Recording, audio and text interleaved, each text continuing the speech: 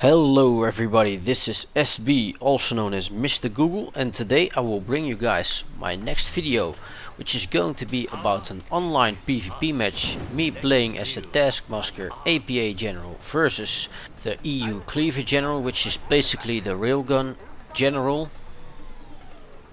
I've recorded this game a while ago, and eventually I will lose this game. This is basically the full gameplay about me playing versus my opponent. I did cut out the last 10 minutes, which were basically after I already lost the match. I then tried to build a second base and see if I still had a chance, because it was going so well just before that, but it didn't. So I'll skip to the exciting parts so you guys can see how the match will evolve eventually. I start off with the command center, as I mostly do, just because that means I can keep my buildings and structures off the radar when I've built a new building. It doesn't mean he can look through the black fog of war, but it will hide buildings. He is not doing the same thing. You can see it because he has the red dots on the radar at the top of the down left of the map. So far I've built my command center. I also built my war factory. He is playing the EU, which means he has the flying harvesters, so I try to send out one Gatling tank at the beginning as fast as I can, which will make me able to destroy some of his harvesters and cripple his economy. At least that's what I'm trying to do. So at this time I decide to build the specific Gatling cannon just to kill his harvesters, or at least I will try to. You will see if I succeed in a little bit. And while doing so, I am also expanding my base as much as I can. At this time I chose to take over extra oil derricks. I prefer oil derricks at the start of a match just because they're cheaper to build and help your economy. If you have to wait to build a supply center, it takes much longer to get one and build one, so it slows down your economy at the start. While in the end it is more effective to build the supply centers, I still prefer to take over the oil derricks just to get the quick economical boost, which is probably the most important thing in this game online. If you start off very powerful and you are able to harass your opponent, and by that also keeping him outside of your base, it will usually tend or get you the win of the match, but it doesn't always go like that. You will see why.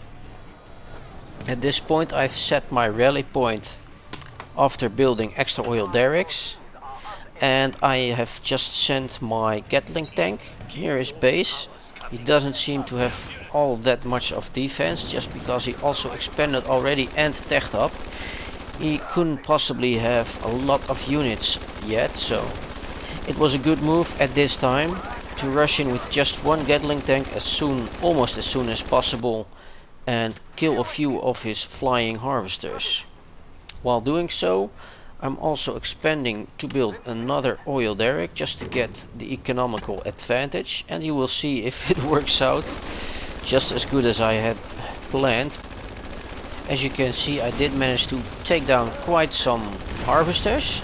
At this point he doesn't have all that much of defense, so he decides to place down a turret right in front of my Gatling cannon to defend his harvesters. I decide to try to kill his dozer just in time. As you can see, I barely managed to get it down, which gave me the time to maybe kill one or two more harvesters, so he will need some time to recover from that. At this point he probably built some extra defense a little bit in the middle of the map at his war factory, which I discovered by scouting a little bit earlier in the game. He's also trying to use his player power. I tried to move out and I didn't really succeed, but as you can see he brings in a tank, so I decide to run away because there's no way I could win from a medium tank like that. So instead of just shooting at him and let my unit die, I decide to retreat my unit so I'm able to use it in the next match. At this time I've also upgraded my command center to tier 2. So I have the access to higher technology in this game, and it also gave me a little bit of time to build a few tanks at my base after harassing him with my Gatling tank. As you can see in my base I have a few tanks and a few Gatlings if you factor in the one I just retreated. So if he decides to come in with a little bit of infantry, which I haven't seen yet, I have at least some defense already there. At this moment I am aware of him having the access to the railgun tanks. He's playing the railgun general and he has the technology to do so with his tech. So I decide to get another supply stash at this time. I have some offense which can be used as defense as well. I will bring down his oil derrick near my base, so at least I am able to cripple his economy a little bit more at this time. I've also expanded, but at this time he also did. Well, I thought I had a better start than him. It tends to be I was wrong a little bit. At this time he also sent in just one giant railgun tank, and they're quite powerful. I'll just be honest, yeah, they're quite powerful. Maybe not as powerful as Overlord tanks, but Overlord tanks also cost way more if you upgrade them, so at least they're a little bit comparable if you compare them with each other. A big negative is they are weak versus anti-air, so because he attacked me with his railgun tank, it forced me to bring back my offensive units, which, as said before, are now being used as defense. And he's trying to play it smart. He kites my units so he has more time, because he has more range, to kill more of my units before I tend to be able to reach him and kill his units. The next thing I will try to do is to build extra supply centers, because I really need more economical advantage at this point. He is clearly still able to pump out a lot of strong expensive tanks, so I'm really pushing it to do as good as I can to get more cash to build Overlord tanks. It's a good thing I still have a few units left in my base, so I decide to ride them out my base or take them out my base a little bit further down the ramp, so I am still able to defend my base a little bit before he is rushing in with moving slow vehicles. And just because he's not building a command center, or at least he didn't build one yet, I can see he has expanded his base, and I can clearly see where he is expanding and how many buildings he has. So he does have his economics fixed a little bit more, and he has quite some structures back up and running. Because he is mainly focusing on heavy firepower with ground units, the railgun tanks, and because my opponent is doing that, I decide to build Overlord tanks, which are basically also very powerful, perhaps the most powerful ground units in my opinion, and they're versatile overall. If you upgrade them with a Gatling tank, they are effective versus air units and infantry units as well. And for example, the Gatling upgrade also makes the tank, the Overlord tank, more effective versus light armored vehicles, so to say. And another thing I really like to do is expand with different types of Overlords. For example, some of them will have the propaganda tower upgrade. The propaganda tower upgrade will place speakers on top of your Overlord tanks, and those speakers will shout propaganda stuff, which will, in gaming terms, heal your tanks over time.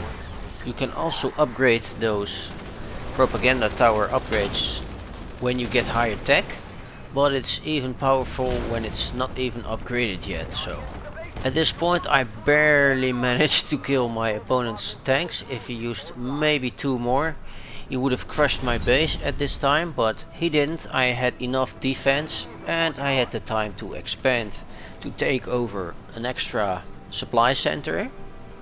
He did really weaken my army, so I don't have enough power at this time probably, so I will need to scout more and try to build up an army at this time. So I gather the units I have, I select them, take them as a group, placed them a little bit more downwards, so their traveling range is shorter to defend, for example, my supply centers to the left. I wasn't sure at the time if he had seen them before, but I did see some activity on my radar, so it wasn't a bad decision to move a few units at least a little bit more downwards. So by the time I discovered he was attacking my supplies at the left of the map, my tanks were already halfway there, and I decided to move a little bit further so I can take down his railgun tank. It only needs a few shots to destroy just one building, so I have to be quick to save my supply centers. They take almost a minute to build up again, and also considering you have to buy harvesters, it cost me quite some gold over here. At this point he tries to use his player power, at least not trying, he did use his player power, and it's a very fast player power, so my units got weakened over there a little bit. It doesn't matter all that much. I did manage to pull it off to kill his tank over there in a little bit. But since my Overlord aren't as fast as well, it takes quite some time to get over there, and since he's also using kiting and keeping me away from it, he does manage to kill some stuff on me and bring down my building. So I am awaiting the moment to be able to attack him, because he is attacking me all the time. At this time I started off so well, killing almost all his harvests, possibly all his harvesters, and he really did get back to me, so it was a good game, or it is a good game. It depends on the way how do you look at this game while watching it. So his tanks are powerful, but the Overlord tanks are more powerful, so I'm not dead in the water already. What I decided to do is to keep on building more Overlord tanks and balance them out with a few of them using Gatling and a few of them using the propaganda towers. I've just scouted his base, his second war factory, or at least his war factory in the middle, and I saw a few tanks over there, but I've got a few tricks up my sleeve as well, so I decided to take my Overlord tanks and my Gatling tank from down below, take them a little bit more to the middle, gather my army from above, and while doing so I will still keep up my economics and build extra harvesters and or supply stashes so I can keep on pumping out Overlord tanks, which is working out at this moment. But for now let's get to the exciting part of this gameplay. I've spoken about it in my previous CNC video if some of you guys wanted me to upload this video, and this is the part where I thought I had won the match, but eventually it turns out I didn't. So let's send out a few of my Overlord tanks after upgrading them and keeping up the build queue order to get more, and send my tanks over to his second war factory, or the war factory in the middle. In the end it all comes down to good scouting and economics, but there's also a factor of luck. You cannot scout everything, and for me I was being attacked all the time, so I had to strike back, and for me I thought this was the perfect opportunity. So just to be sure, I will build an airfield so I can build a Firefly support helicopter which can drop infantry. Unfortunately my opponent already had a few more extra tanks, so before rolling out I will gather my units and try to scout what he is up to over there down below to the left. I was a little bit too late, but no worries. I decide to make a defense by going offense, so I am not stuck in my base all the time. As of now I really wanted to get back in the game, so I decided to pick a few of my Overlord tanks, roll them out to the middle where he's building all of his railgun tanks. So let's get to my Overlord tanks and see what will happen. Well, it's 3 versus 2 at this time. He decides to use his player power. I try to move, but Overlord tanks are very slow, so his fuel air napalm bomb thingy player power dropped right on top of them and destroyed half of the health of my tanks. But as said before, Overlord tanks are probably the most powerful unit, so I tend to strike back, use all the firepower I have, and I even destroy his base right there. But I know he had a few more extra tanks, so there are probably more incoming. But I did destroy his single or his second war factory at this time, and I did build a few more extra tanks, so I am currently taking this chance to go offense again. It worked out 2 times pretty well in this game, or in this match a little bit earlier, so I'm estimating he has about 2 of the railgun tanks and I have 3 Overlord tanks, which is probably the equivalent of 4 laser tanks, or 4, sorry, not laser, railgun tanks. So I move out, expand them, upgrade them, keep on building more tanks, go to the middle, use my player powers to scout, and I'll discover he has a few tanks over there. They're not that far away of my base. I don't know why he's not using them. Maybe he's saving a few of them up before he rolls out. I'm not sure yet. Well, we can clearly see he's going to destroy my harvesters over there, but for now I'm just upgrading my Overlord tanks with a Gatling cannon and a propaganda tower, so those two can make work of that.